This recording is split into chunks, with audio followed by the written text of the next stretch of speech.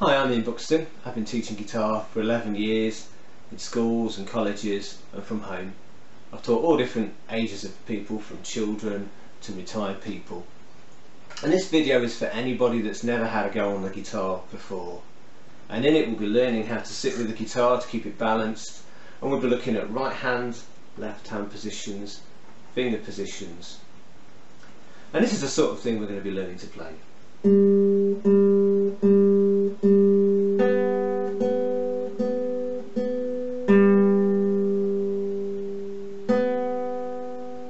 Getting used to plucking the strings with a rhythm. We're also going to get our left hand pushing one of the strings down to get different sounds out of the same string. Okay, this is a classical guitar. It's a nylon string guitar. You could use a steel string guitar, often called a steel string acoustic guitar. You could use electric guitar. It really doesn't matter. We're going to be learning classical guitar techniques, and we're going to learn rock guitar techniques throughout the lessons, and we're going to play different styles of music. The demonstration I'm going to do next is going to be on electric guitar, and it's to a backing track, and it gives you an idea of what you're going to be able to do at the end of this lesson.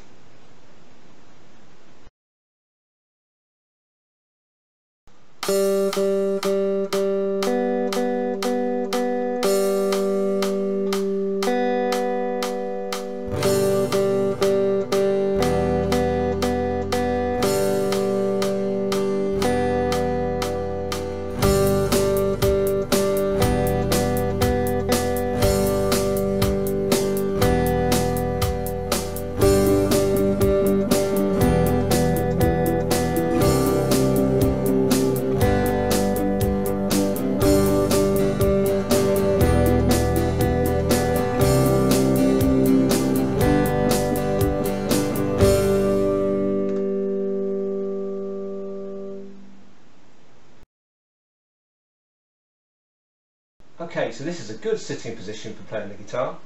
I'm sitting on the edge of my chair, I've got a straight back. My guitar's at a slight angle so I can see what I'm doing. When we sit in chairs, our backs tend to go on the back of the chair like that. If you look at my wrist when I'm in that position, there's going to be a real strain on that wrist over time if I'm playing like this. And then we start to try and look over the guitar, and of course we're really twisting the back there. So by sitting straight upright, we take the strain off the wrist and the back. Next I'm going to be sitting on a stool that's too high to show you what to do if you have that problem. Okay, so I'm deliberately sitting on a stool that's too high. This could be a chair. This is really common in schools for kids. Normal school chairs, if they're about 7 or 8, this will be happening because the chair's just too high for playing the guitar. So we could use a guitarist's footstool. Doesn't have to be a guitarist's footstool. They fold up flat. Anything you can put under the foot just to bring it up to the right height. And now my leg's parallel with the floor and my guitar's not going to slide off anywhere. It's easier if you can just get a really low chair, but it will seem that the chair is too low for the person, for their age, but you just need to check that the legs level with the floor like that. Okay.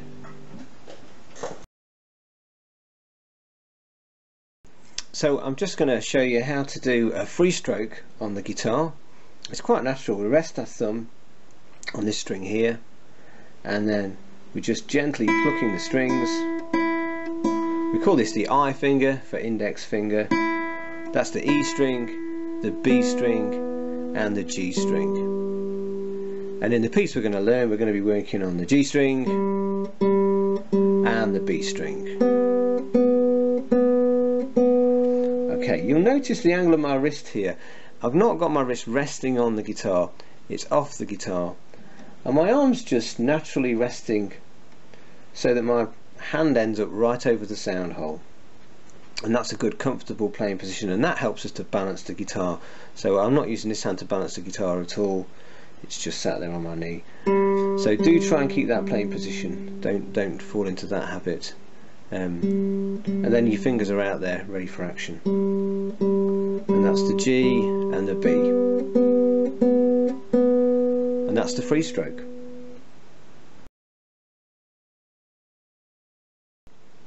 This is the G string, this is the B string, and we're going to do that with a count. So if you count along with me after 4, 1, 2, 3, 4, 1, 2, 3, 4, 1, 2, 3, 4, 1, 2, 3, 4, 1, 2, 3, 4.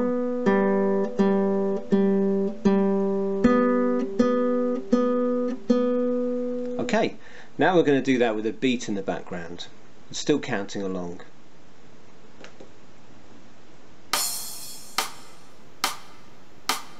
One, two, three, four. 1, 2, 3, 4.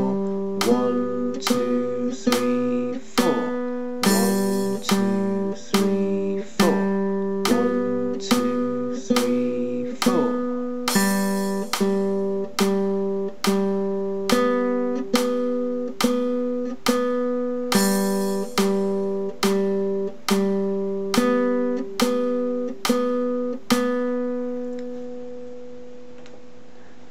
Now we're going to do the same notes, but this time we're going to play 4 beat notes. So they sound like this: 1, 2, 3, 4.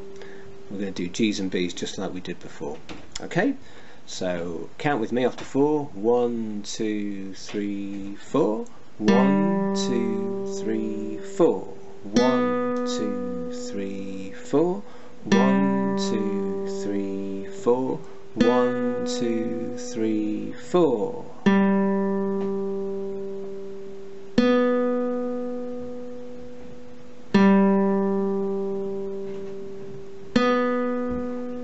And now we're going to do that with a beat in the background. 1, 2, 3, 4. 1, 2, 3, 4. 1, 2, 3, 4. 1, 2, 3, 4. 1, 2, 3, 4.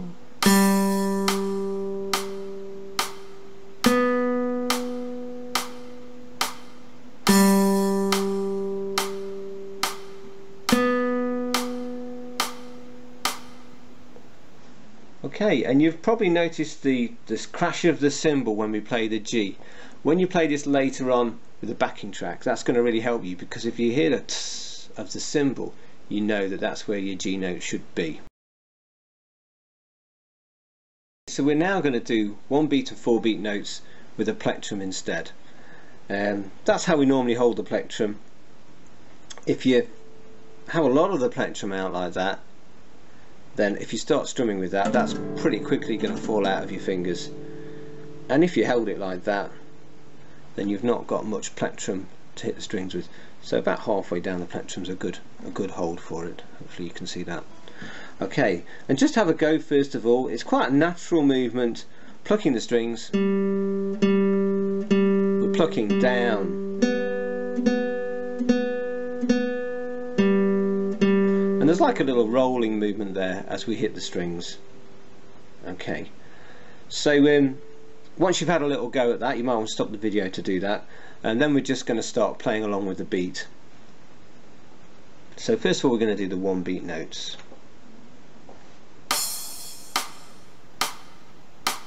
One, 2, 3, 4.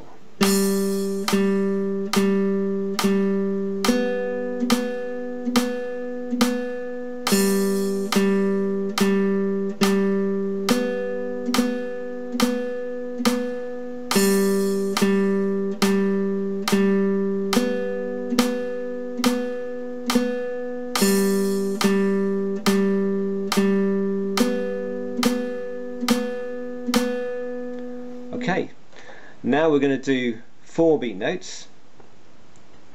So I'll just count you in, but do keep counting along until you feel you don't need to.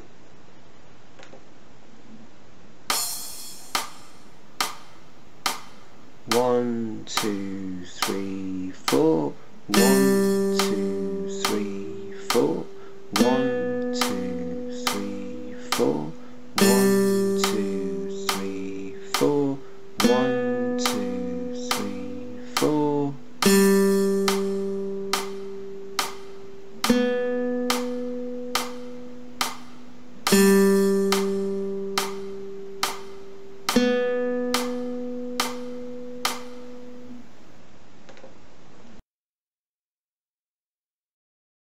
so now we're going to use those notes with a backing track, and we're going to mix it up a little bit. So we're going to do the 1 beat notes,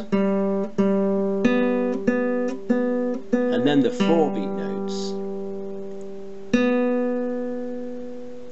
and then back to 1 beat notes, and then 4 beat notes. And as you do that, you'll hear more drums come in and more guitars come in, and it may get a little bit harder, and you might need a bit of practice with this video, you know, to get the hang of it. So we'll get the backing track on and see what we can do.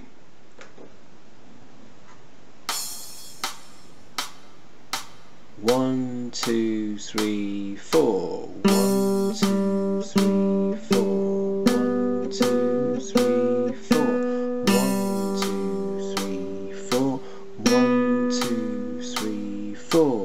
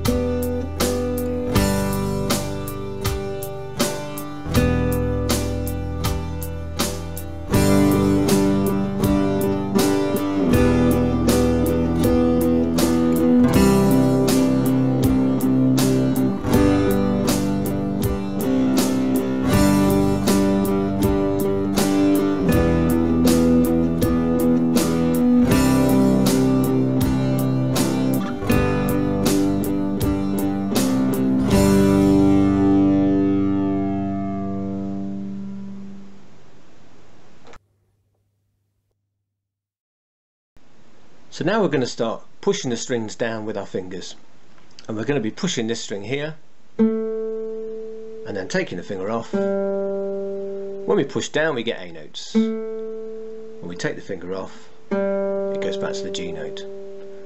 And you'll notice when I'm pushing down, I'm pushing right near to this metal wire here. These are called the fret wires, these metal wires. I call this box 1 and box 2. So at the moment we're in box 2. I've got a nice bent finger at the moment, you can see that there. If I buckle my finger in like that, it bends the other way. We don't want that finger position, we want that one. And the reason for this is because when we move on to playing chords, we've got to have bent fingers. Take that chord there. If I have flat or bent fingers, it's going to sound like this. Go back to bent fingers, we get a nice sound. So that's why, even when you're playing one note like this, you need to bend your finger. I've got a flat thumb on the back. I'm pushing as much from the back as I am from the front, so that's flat on the guitar, and so my hand's forward. If your hand ends up like that, obviously you flat fingers again. So lots of hand forward. And a good thing for you to practice before the next lesson is A, G, D string, back to G, A, G, B, G. And if you practice that, it's 4 beat notes, or you might get them to 2 beats with a bit of practice, then we can use those notes for another song in the next lesson. So the next lesson's going to be similar sort of thing, a lot less explanation. We're going to be straight onto the guitar, and we're going to use those notes with a backing track. So I hope you join me on lesson 2, where we're going to be using those notes. Okay.